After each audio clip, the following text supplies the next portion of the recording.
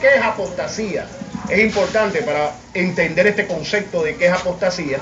Apostasía en griego es vuelta atrás, recaída, apartarse, rebelde, renegado, rechazo o renuncia a la propia religión o creencia, sea verbal o virtualmente mediante hecho. Muchas gracias, señor director, por darnos la descripción de apostasía. Doctor, usted en las conferencias pasadas en la Iglesia de Dios Pentecostal Movimiento Internacional habló todo lo que tenía que ver con la apostasía, pero el plato fuerte es el G12. El G12, voy a hablar con el hermano Eric, aunque usted es el que siempre habla sobre el G12, quiero hablar con el hermano Eric, que nos dé una descripción rápida, hermano, de qué es el movimiento G12. El G12, esta G y el 12 significa gobierno de los 12.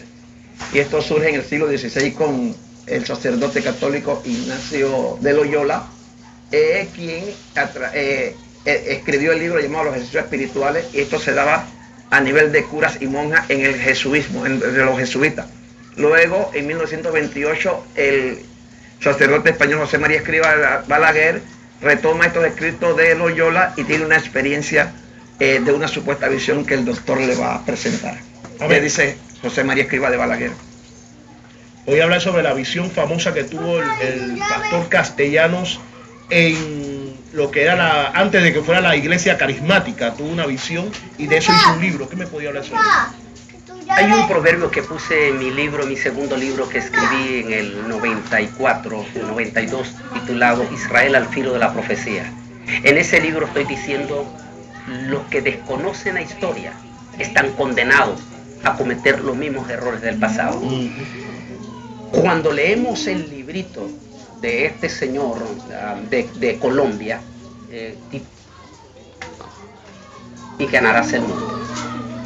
Desde el mismo título, si alguien es un filósofo, de inmediato al agarrar ese título se da cuenta que le está hablando de nada menos y nada más que de metafísica. El título mismo le dice que lo que a continuación va a leer es metafísica. En ese momento uno empieza a leer la fantástica visión de este señor. Fantástica digo porque se toca un poco de la megamonía. Entonces, y dice él que estando en un retiro, en una playa de placer, preocupado porque no crecía como él quería ser, tiene la revelación de la famosa visión. Yo lo voy resumiendo, de la famosa visión. En dicha visión, el Señor le dice que así como ahora él ha tenido esa experiencia con Jesús, así ahora él estará en él y él en él, y que los dos serán la misma persona. Wow, esto es impactante para los que leen sin estudiar la Biblia. Y él dice que como Dios le dice esta visión, Dios le dice que de igual manera entendió él que Jesús tuvo sus 12, él también tenía que tener sus 12. Y comienza la famosa experiencia de los encuentros. Con el encuentro que era la cláusula que Dios se guardó por 2000 años y se la escondió por 2000 años. Es decir, que como dando a entender que a Dios no le interesó los otros siglos atrás. Deuteronomio 29 para hacerse el castellano nada más. Exacto. Y entonces dice que viene y que le dice, Señor, esta es la visión que yo me guardé por 2000 años, ahora te la doy a ti, te la deposito a ti. Bueno, de ahí dice que él ejecuta esta visión con los famosos encuentros. La gente de los famosos encuentros en Colombia empieza a venir, yo lo voy resumiendo, hablando fantásticas experiencias.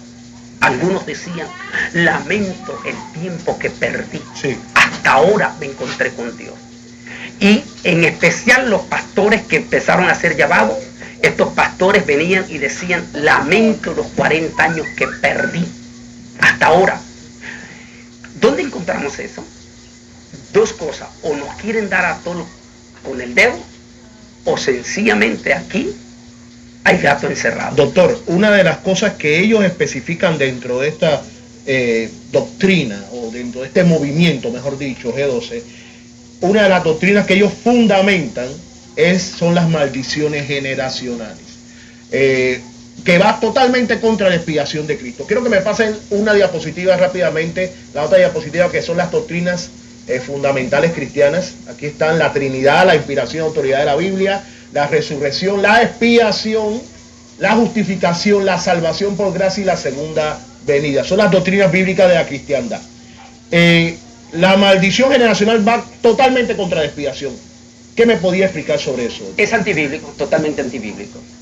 Múltiples de estas personas, específicamente los encuentristas, que cabe mencionar que lo que se practica en los encuentros no es otra cosa que una mezcla de lo santo con lo profano. Es así, hablando abiertamente. Se trata de santería disfrazado con evangélico. Santería, lo que se practica en Cuba. Eso es neopentecostalismo. Sí, es lo que se está practicando en los famosos encuentros. En unos en mayor grado, otros en menor grado, pero es santería. Todo lo que se practica, por ejemplo, los papelitos donde ponen sus pecadillos. Una cruz con los pecados. En lo que hablan una cruz. Recuerda que esa fue la gota que derramó la copa de Martín Lutero. Sí.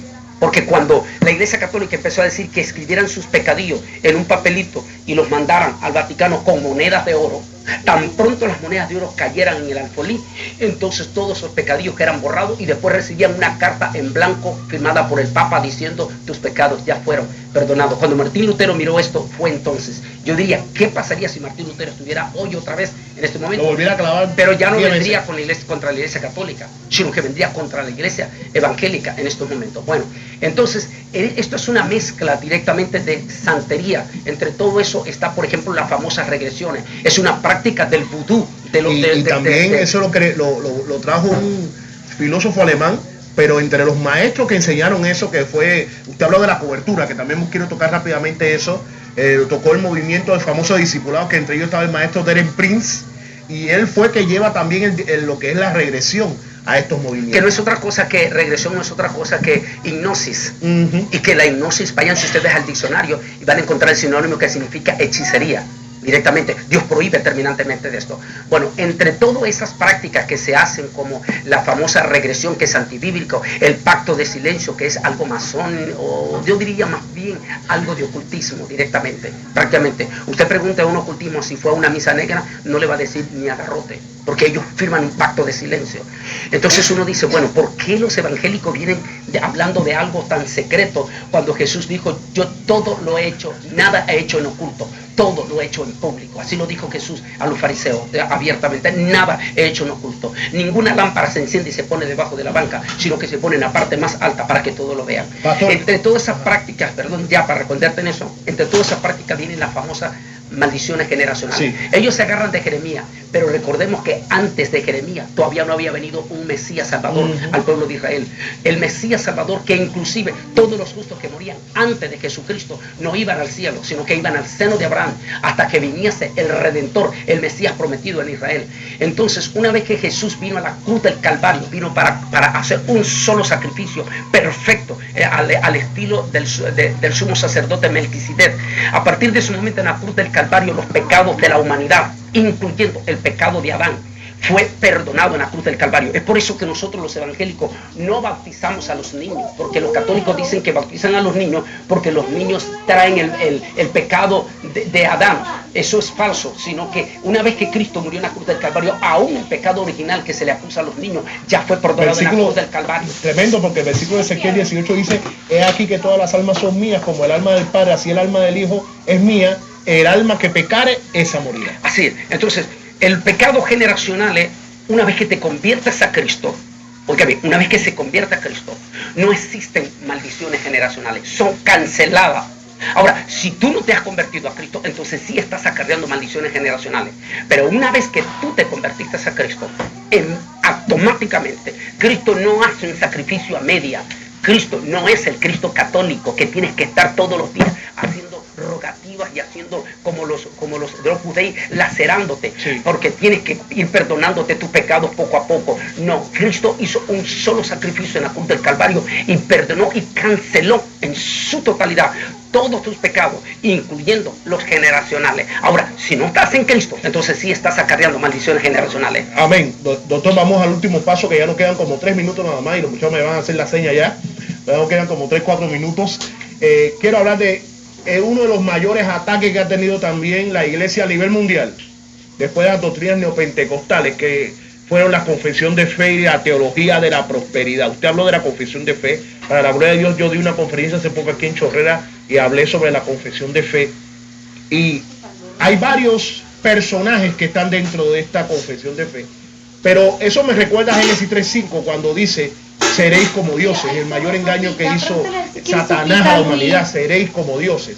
Y la confesión de fe positiva, junto con la teología de prosperidad, le da al hombre un lugar primordial y baja a Dios totalmente. Es decir, el hombre demanda de Dios placeres, concupiscencias y deseos. Esta es la teología de prosperidad. Voy a empezar con usted, reverendo. ¿Qué me podía hablar sobre la teología de prosperidad? La teología de prosperidad es una adoración al Dios Mamón, pero que eso desvincula a la iglesia de la espiritualidad para materializar el culto. Al materializar el culto, entonces allí comienza el resto de la falsa doctrina. Indiscutiblemente esto es parte de la apostasía que estamos viviendo en los últimos días. El apóstol San Pablo dice en 2 Timoteo capítulo 4, pero debes de saber esto, que en los últimos días muchos apostarán de la fe. Eso viene de la palabra apostesentai, que significa muchos se caerán del fundamento. El fundamento es Cristo. Dejarán de ver a Cristo como el centro de adoración y empezarán a ver al líder como el sustituto de Cristo. Y ese líder se vuelve intocable. Ese líder se vuelve como una especie de adoración hacia él. Y estos líderes de momento empiezan a tener guardaespaldas y todo y se vuelven intocables. Aviones de lujo, mansiones de 10 millones. Son los nuevos Cristos. Son los nuevos Cristos. Entonces, en ese momento, estos vienen, dice, y traerán doctrinas de demonios. Y ahí es donde entra la metafísica. Metafísica es la que dice, míralo, recíbelo y decláralo. Esa es la filosofía de la metafísica. Ellos dicen que el poder, como el hombre, recuerda, tú lo dijiste bien en Génesis, allí nace la metafísica directamente del propio Satanás. Ellos dicen que el hombre son pequeños dioses y como pequeños dioses su poder lo tienen en su mente, en su boca y en su declaración. Esto está profundamente en la esfera más grande, más profunda en la literatura cristiana y en los sermones de nuestras iglesias, aún iglesias sanas. Ya nos queda alrededor de 2 minutos, creo que me deben muchachos 2 minutos nomás para hacer una pregunta, 1 minuto al pastor y terminar. Hace poco Joel Osteen fue al Vaticano. Les voy a dar claro mi posición rápidamente. Yo creo un ecumenismo sano protestante. Pero yo pienso que Martín Lutero, Calvino y todos los demás protestantes se levantarían de nuevo, y más Lutero, si nos volviéramos a unir con la Iglesia Católica. Hay una esencia de doctrinas que somos evangélicos y que tenemos que mantener. Hace poco Joel Osteen fue al Vaticano y dijo que estaba de acuerdo en que la Iglesia evangélica se uniera con la Iglesia Católica. Hace poco también Kenneth Copeland lo dijo. ¿Qué me puede hablar sobre eso, pastor, antes de terminar? Es muy sencillo. Dice un dicho en Israel, lo recuerdo de mi abuelo, dice un dicho, el lobo muda su pelaje y sus dientes, pero no muda su mente malévola. Así de sencillo. Amén, tremendo. Hermanos, yo sé que este ha sido, los muchachos de camarógrafos me están mirando como diciendo, tremendo programa me ha traído hoy, pastor, tremendo programa. Ha sido una bendición estar con ustedes. Gracias, reverendo Eric Castillo, gracias, amigos, compañeros de milicia, gracias por estar aquí con nosotros. Doctor, ni hablar, ha sido una bendición estar aquí con usted.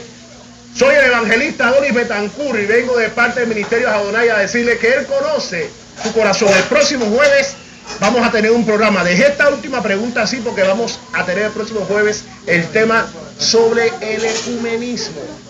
Y va a ser un tremendo tema con otros personajes y maestros de la Biblia que nos van a dar docencia sobre el tema. Que Dios me lo bendiga y nos vemos el próximo jueves.